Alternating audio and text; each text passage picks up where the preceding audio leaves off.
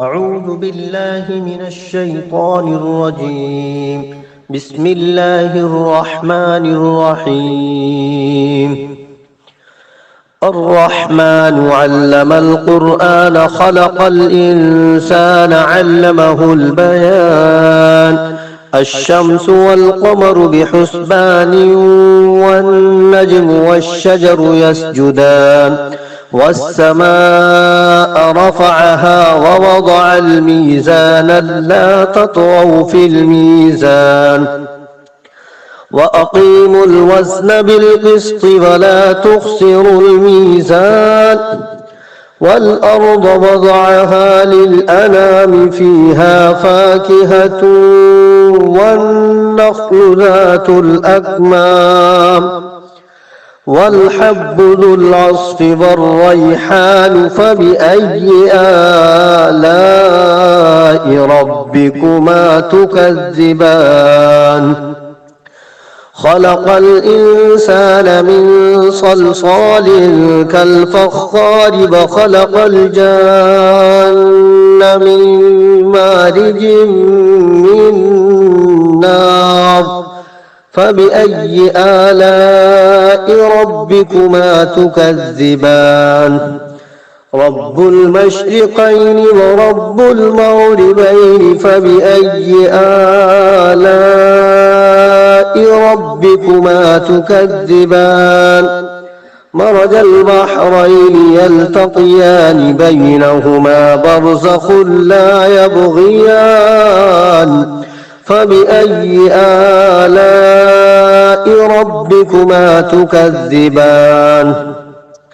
يخرج منهما اللؤلؤ والمرجان فبأي آلاء ربكما تكذبان وله الجوار المنشآت في البحر كالأعلام فبأي آلاء ربكما تكذبان كل من عليها فان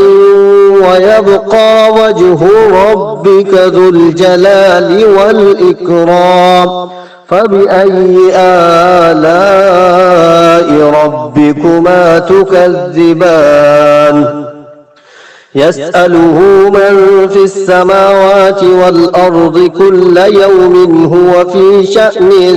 فبأي آلاء ربكما تكذبان سنفرغ لكم أيها الثقلان فبأي آلاء ربكما تكذبان يا معشر الجن والإنس إن استطعتم أن تنفذوا من أقطار السماوات والأرض فانفذوا لا تنفذون إلا بسلطان فبأي آلاء ربكما تكذبان يرسل عليكما شواظ من نار ونحاس فلا تنتصران فبأي آلاء ربكما تكذبان فإذا انشقت السماء فكانت وردة كالدهان فبأي آلاء ربكما تكذبان فيومئذ لا يسأل عن ذنبه إنس ولا جان فبأي آلاء ربكما تكذبان يعرف المجرمون بسيماهم فيؤخذ بالنواصي والأقدام فبأي آلاء ربكما تكذبان هذه جهنم التي يكذب بها المجرمون يطوفون بينها وبين حميم آن فبأي آلاء ربكما تكذبان ولمن خاف مقام ربه جنتان فبأي آلاء ربكما تكذبان ذواتا أفنان فبأي آلاء ربكما تكذبان فيهما عينان تجريان فبأي آلاء ربكما تكذبان فيهما من كل فاكهة زوجان فبأي آلاء ربكما تكذبان متكئين على فرش بطائنها من استبرق وجنى الجنتين دان فبأي آلاء ربكما تكذبان فيهن قاصرات الطرف لم يطمثهن إنس قبلهم ولا جان فبأي آلاء ربكما تكذبان كأنهن الياقوت والمرجان فبأي آلاء ربكما تكذبان هل جزاء الإحسان إلا الإحسان فبأي آلاء ربكما تكذبان ومن دونهما جنتان فبأي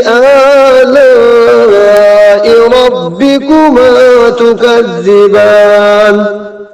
مدهامتان فبأي آلاء ربكما تكذبان فيهما عينان نضاختان فبأي آلاء ربكما تكذبان فيهما فاكهة ونخل ورمان فبأي آلاء ربكما تكذبان فيهن خيرات حسان فبأي آلاء ربكما تكذبان حور مقصورات في الخيام فبأي آلاء ربكما تكذبان لم يطمثهن إنس قبلهم ولا جان فبأي آلاء ربكما تكذبان متكئين على رفرف خضر وعبقري حسان فبأي آلاء